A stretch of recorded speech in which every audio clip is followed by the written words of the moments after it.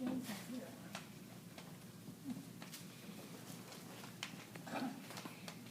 When I was a little girl, remember I told you last week, one time I was a little girl, remember that? When I was a little girl, one of my favorite things in the world was to read comic books. Now, my favorite comic book, do you know what a comic book is, any of you? Yeah. Oh, good, okay. My favorite comic book was about superheroes. Superman, Superwoman, Wonder Woman.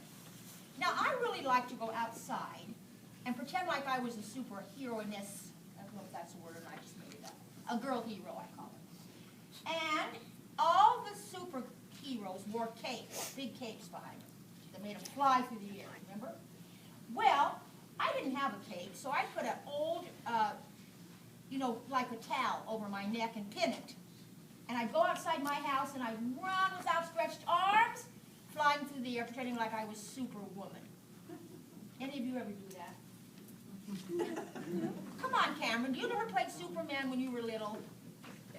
No? Oh, what's wrong with you guys? It's really fun. Well, you need to get out and pretend like you're superhuman. But when Jesus lived, many people wore a garment called a cloak. Looks like a superhero's cape. It was loose outer garment, similar to the capes they wore, the heroes. It provided them with protection against the harsh wind and blowing sand in the desert. It also protected them from the hot sun. Now, in our Bible lesson today, we will see a very unusual way people use their cloaks. One of the best scriptures ever, the Gospel according to Matthew. Listen. Heard this before, but we need to hear it all the time.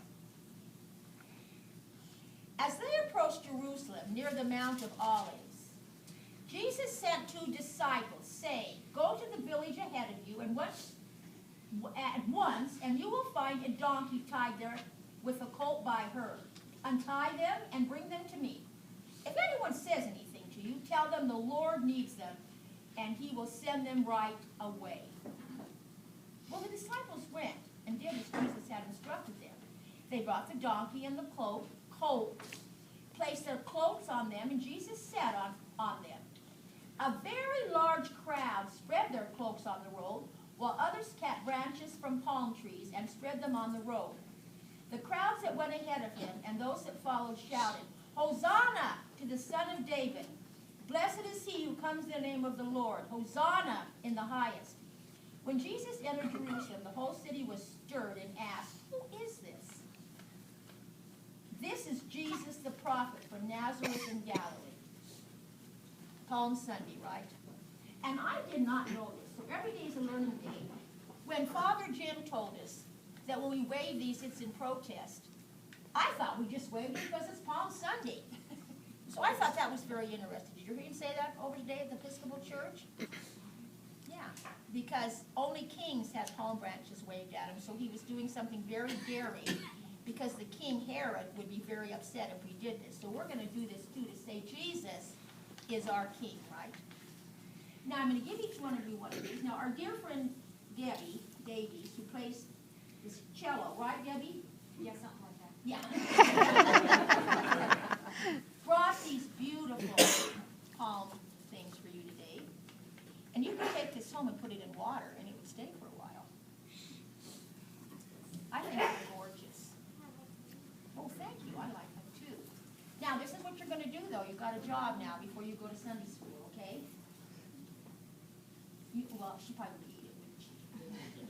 As long as it's not When you get up and walk to Sunday school, I want you to yell, "Hosanna in the highest, blessed is he who comes in the name of the Lord," and the congregation's going to help you. And wave these palm branches. All right, up, let's go. Ready? Go. Hosanna in the highest. Blessed is he who comes in the name of the Lord. Hosanna in the highest.